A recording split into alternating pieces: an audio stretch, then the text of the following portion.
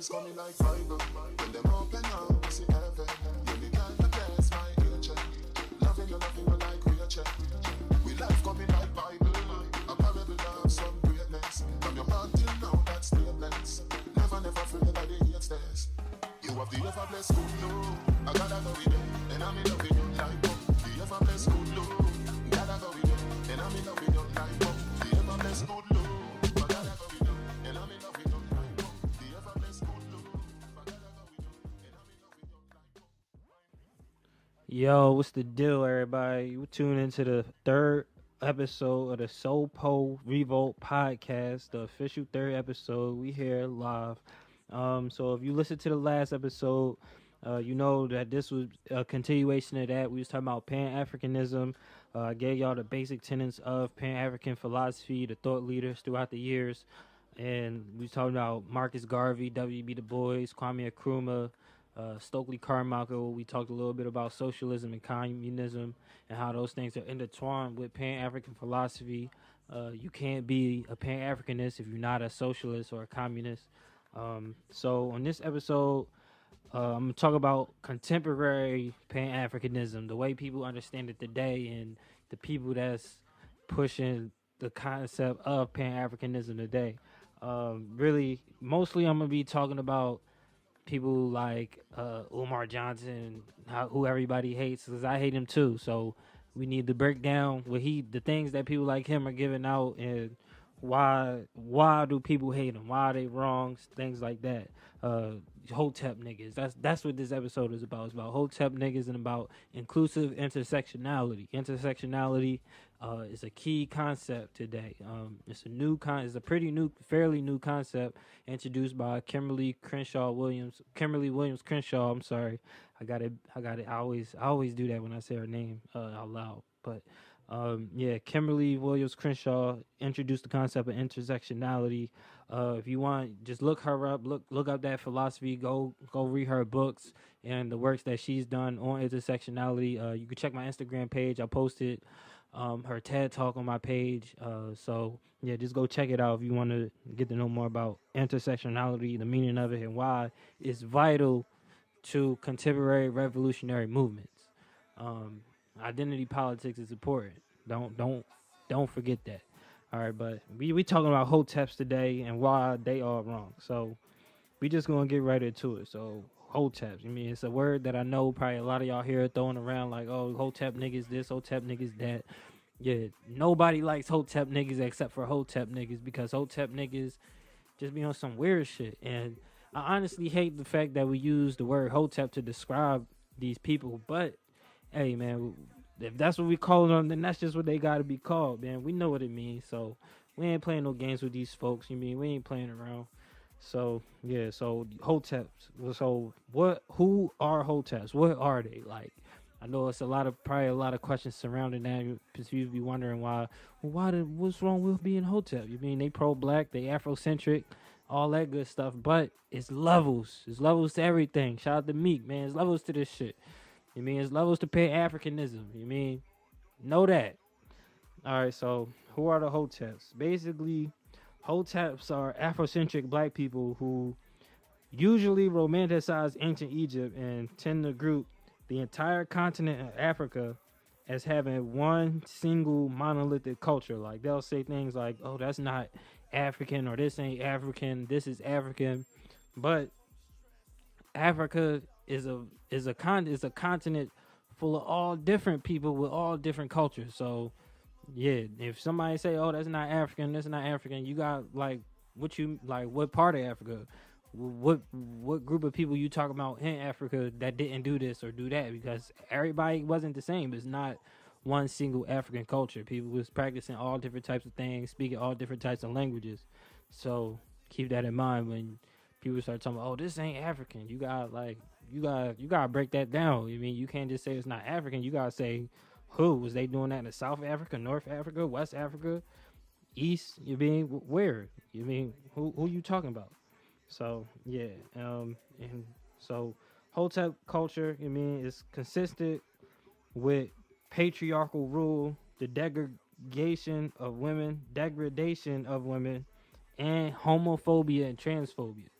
Um, a lot of hoteps, like they main thing is really they really just for some I don't know why they just don't like queer people.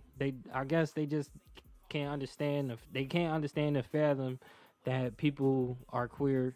But we're gonna get into that a little later.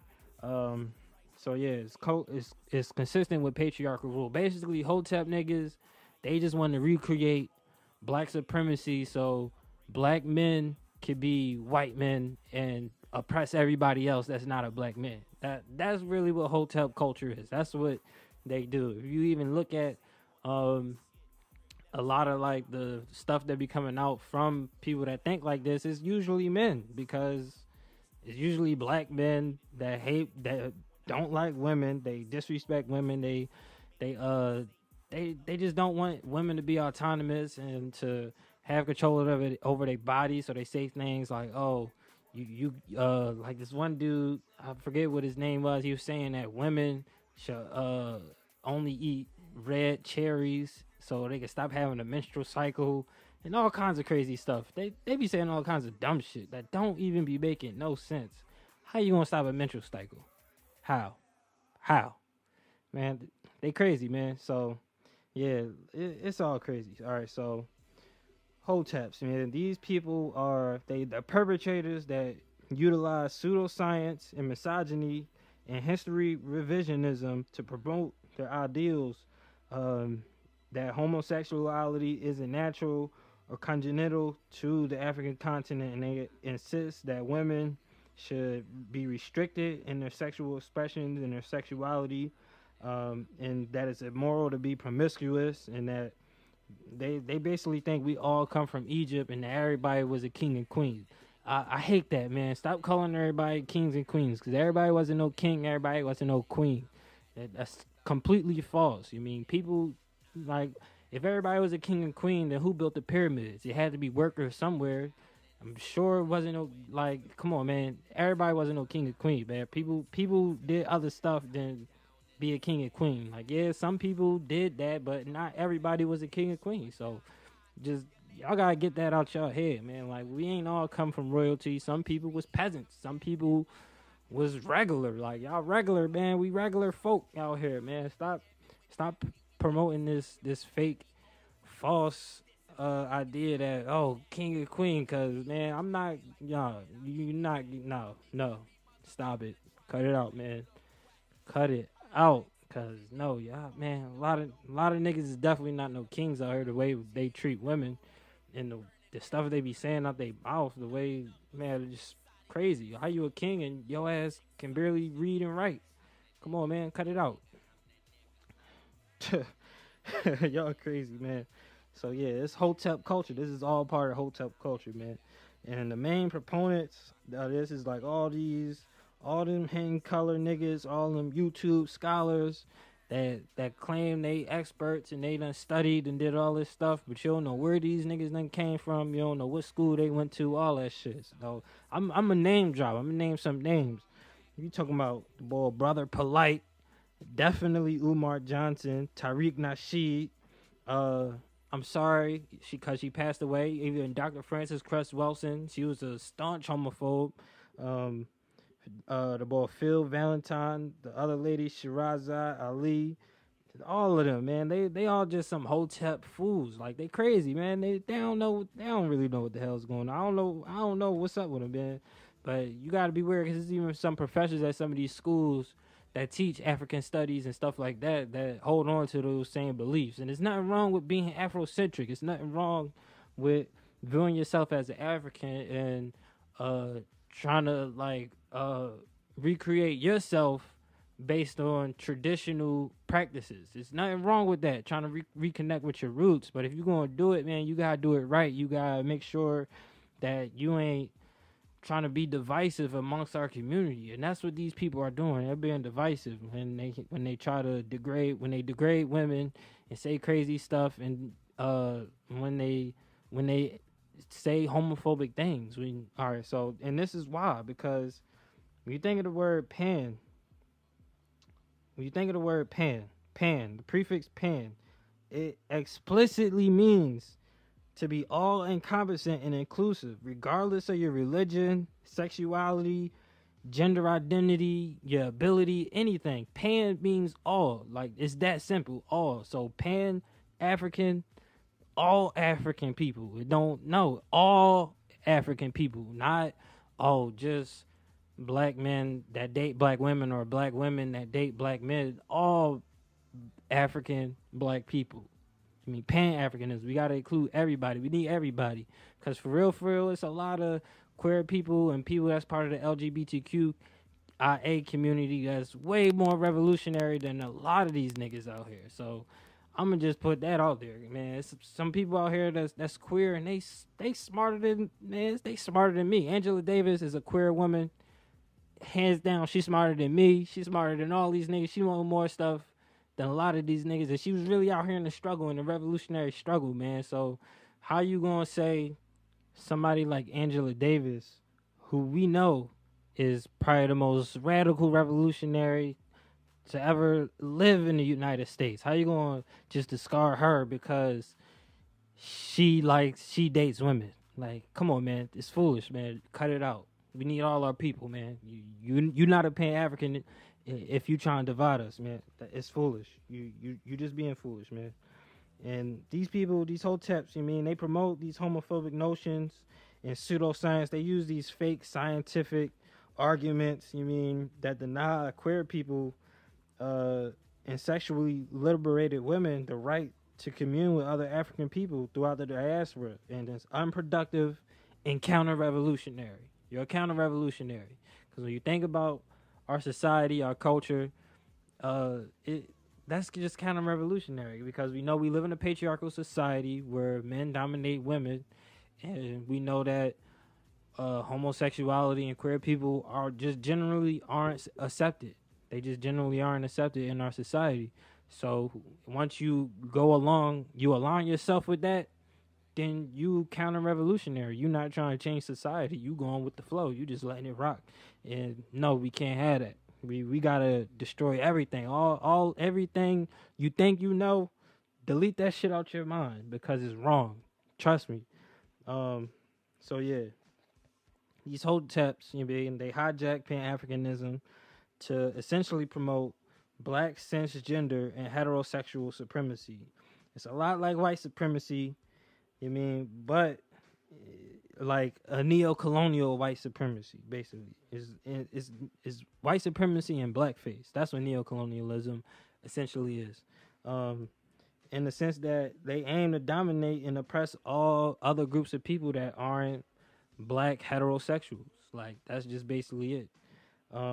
And by putting out these fallacious and illogical ideas, they turned a lot of people away from Pan-Africanism. And potential revolutionary thinkers away from discovering Pan-Africanism. So, like, say if I was somebody trying to learn on the up and up, say I'm a queer person, I'm putting myself in their shoes. Say I'm queer, I'm coming up, I'm trying to learn more about myself, more about some revolutionary shit. And I come across Pan-Africanism, and the first thing I watch is a Umar Johnson video. And then he started talking about, homosexuals, that's not natural. They don't belong with us. And then I'm a black homosexual, and I'm just like, damn, so I can't be a Pan-African. All right, I gotta go somewhere else then. Like, come on, man, y'all fucking the game up. Y'all tripping. Cut that shit out. And this shit really got me mad, because I hate that shit. Like, that shit is annoying as fuck. And I'm not even queer. I'm a cis hetero man myself. But I understand that courage means that you need to stand up for things that don't put yourself at benefit. That's what courage is. That's what being a revolutionary is. You gotta help other people out. I have my male privilege, but I understand that my privilege is wrong. So I need to use it to help other people out that don't have the same privileges that I do as a man. Even though I'm black and I'm oppressed that way, I still have male privilege within this society. Know that, man. Stop playing these games out here with them. You ain't playing no games with these people out here, man. Fuck Umar Johnson. He could talk that 6'2" shit, but it don't matter if you tall or yay high. You still don't want chaos. Shout out to M.I. for that bar. Never forget that. It's a classic bar right there. But yeah, man, this nigga's crazy, man.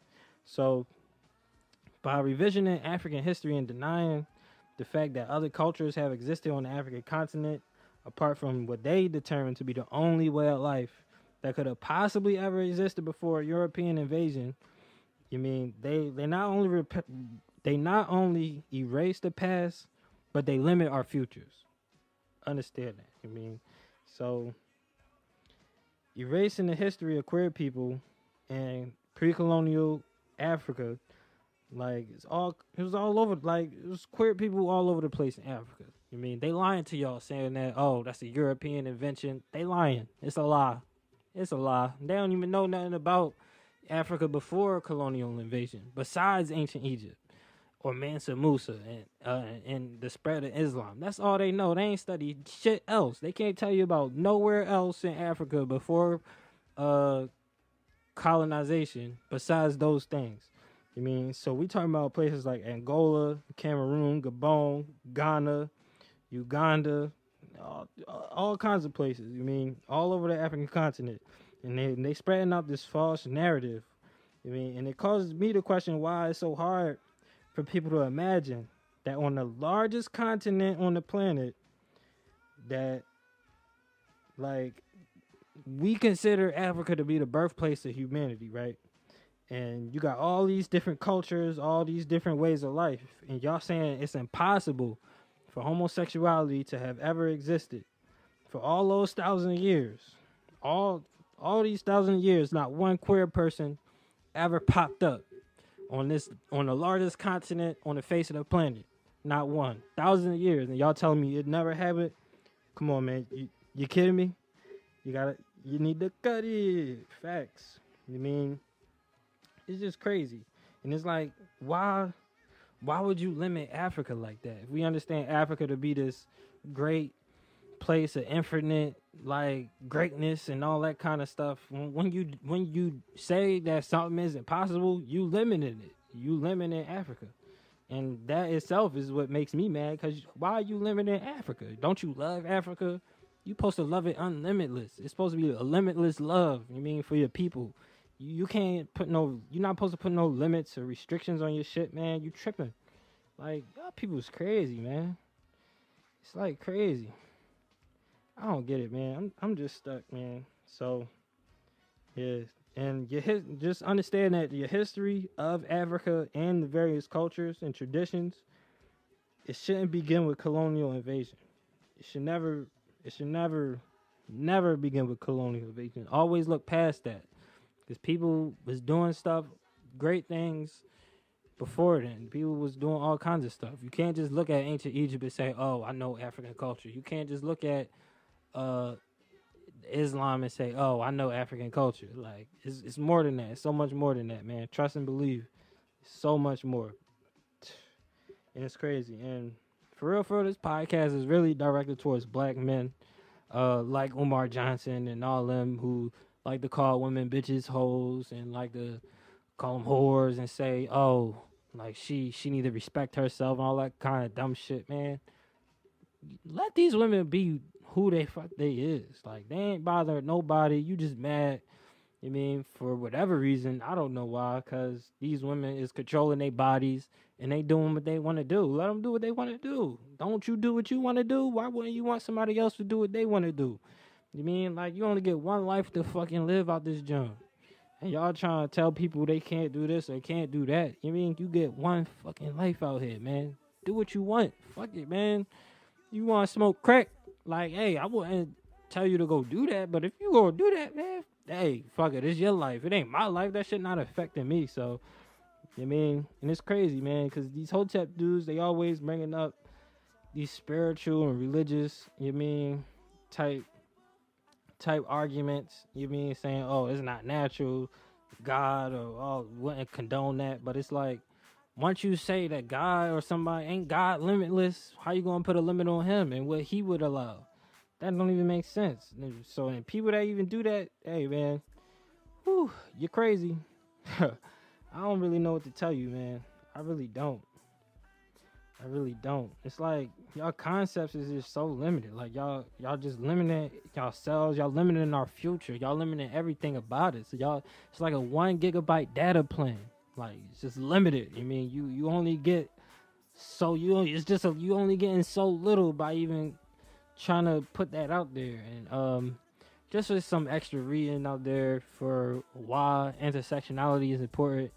Uh, I suggest y'all read some Huey P. Newton. And he was one of the greatest revolutionaries I ever known, man. When I like, all right, so I've been knew about Malcolm X and Martin and all them people, but once I started reading about Huey Newton, I was like, oh snap! Like Huey was like, oh, he was like Malcolm, but then he added like a little extra to it. Like, come on, man. Like, don't sleep on Huey P. Newton out this joint, man. They killed that man. Don't forget it, man. Shout out to the GOAT. But yeah, man. So I suggest y'all read him. He wrote about that's on my Instagram too. You can check out my Instagram. It's something he wrote about the women's liberation movement and the queer movement, and how he was saying we as revolutionary people, we need to join with those movements because those are revolutionary movements, man. Power to the people, man. Damn, y'all. I just had to do this, man. This Pan-Africanism is for everybody. It's for everybody. It's not, you can't exclude no African descendant person from Pan-Africanism unless they exclude themselves. Now, if they exclude themselves and say, no, I'm not with that, I'm not African, all right, fuck them. But look, man, generally, everybody's invited. You mean, we all invited to the cookout. But y'all love inviting people like Joe Biden, pedophilic ass, and all these white people to the cookout. You mean policemen that give out ice cream to black kids, that play basketball with black kids. Y'all like to invite them to the cookout for nothing, for no reason. Ain't did nothing for nobody. You mean fucking Joe Biden? That he was one of the main people with that war on drugs shit. Like he was one of the main people supporting that. And now he get with Obama, and now y'all love him. Come on with the bullshit, man. Y'all invite him to the cookout. I can't stand y'all niggas sometimes, man. It's like I love black people, and it's crazy because I get so mad because I love black people so much, and that's why I'm so mad, because I hate when I see black people tear other black people down in that kind of way, like just based off something that's not consistent with what they might practice or what they do, you mean, or they hold true in their heart. But y'all just like, it's crazy, man. It's crazy, especially like because y'all are crazy. Stop saying it's a gay agenda. There ain't no gay agenda out here. That's another thing I need to add before I end off this podcast. Ain't no such thing as the gay agenda, man. You're tripping. You're wildin'. It's no such thing. The real gay agenda is called the Lavender Scare under McCarthyism. You mean in the Red Scare, when the United States was scared of communism becoming a part of our, scared of communism spreading amongst the United States citizens, they started like, if you was a communist, they was getting you out of here. They was trying to off you.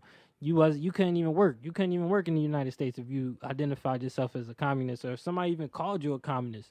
If you even said something that even resemble a communist thought, like people was like, "Oh, he's a communist." Like, check it out, man. Early in the 50s, 60s, all throughout that time, man, people was tripping, and the reason why.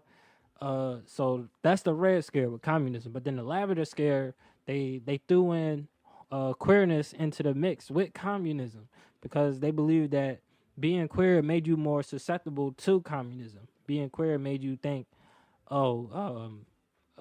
they thought that being queer meant it would be easier for you to accept communism, and therefore if you was queer, then they just had to get you out of here because they felt like you was going to be a communist.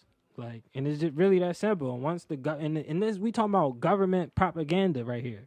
So once again, y'all aligning yourselves with the United States, and you're wrong. Once you align yourself with the United States, you're wrong every single time, because this country lies about everything. They never tell the truth. You can't take nothing for granted out here. Anything you receive from the United States as information, you got like, hold up. You gotta re-examine that before. Don't ever accept it, man. Trust me. And once they put out this propaganda, the Lavender Scare, they put out the video, and they really try to compile homosexuality with pedophilia to really get people riled up. So, which is like two things that's totally not even in correlation with each other. Like pedophilia is one thing, but being queer is a whole totally different thing. So yeah, man, these people was crazy. And once they did that, black people ate it up, man. They ate it up, especially black preachers in the church, and that's where they was really preaching to that. That's where a lot of the homophobic notions in our community come from. But people regurgitate it, and then you got people like Umar Johnson and all these Hotep, hidden color ass niggas. I mean, they spit that same shit, that same bullshit, right to y'all, and y'all love it, man. Y'all eat it up, y'all. Man, that ain't natural. It can't be natural. Man, y'all don't even know, man. And they'll be like, how is it natural? Like, cause people clearly was born like that. And then y'all be like, oh, I'm not homophobic, cause I got gay friends. I got that. Like, no, having that's like you sound like a white person. Oh, I'm not racist. I got a black friend. Like, come on, man, cut that shit out. Cut it out. Y'all need to cut it out, man. Stop the foolishness. Stop the games. Realize what you doing, what you saying out here, and correct yourself, cause you're wrong. And just to give y'all a little insight, you mean, I got a cousin that's queer too. I grew up with him. My cousin used to be my best friend. This man, we was always together. Everybody knew it, and we always knew he was queer since we was kids. You couldn't say, oh, somebody he learned that from where? It wasn't nobody else in our family like that. You mean he was the way he was since we was kids. You mean he was born like that? Trust me. Even my mom say it, even though she's a homophobe too, but even she'll admit she don't know if it's natural or not because she's seen him like that. And even when he was a young kid, you could recognize it in young kids. Like, it's clear as day. It ain't no like, oh, it's a learned behavior. Where you learn it from? Where? He wasn't never on the TV. You know, we kids, we don't see that stuff when we outside. We barely even be around a whole bunch of people anyway when you a kid. So where you learning from? Come on, man. Where the idea come from? It's natural. Cut the foolishness, man. And it's messed up because homophobia really like look, he might hear this. You mean, it really, I feel like it destroyed my cousin. You mean, like, I honestly feel that way because once he came out to the family, a lot of people, they rejected him. They talked bad about him. It was like he wasn't even welcome in our space anymore. Like Thanksgiving, Christmas, like everybody just started treating him mad different. Like it wasn't even the same. And then I felt like I couldn't even be around him because, if I hang around him, then I thought I would be gay. So so I know all the game that y'all running, all the little arguments y'all making, because I used to be the same way, but I learned better. So I'm doing better. You mean, learn life, man. Cut the bullshit, man. Y'all tripping. And I really feel, I get sad about that when I think about my cousin a lot, man. We don't even really talk like that. You mean, except for when he like come around sometimes, but man, it's just fucked up. It's really fucked up how y'all do niggas, man. Y'all talk about the destruction of the black family, how homophobia is destroying the black family. Homophobia is destroying the black family more than anybody else or anything else could. Understand that. Y'all really being divisive. And it really ain't no more much to say about it, man. Facts. So, I'm ending this podcast off on a lighter note. You mean, with an R&B track by my homie, Nadirah Lovely. That's her artist name. Went to high school with her. Shout out to Randolph, everybody that went to that joint. You already know. So yeah, it's a track. It's called "Let Me Know" by Nadirah. Tune in. It's a hot song. I heard this joint like a little while ago, and I always fucked with it, just cause I like R&B shit too.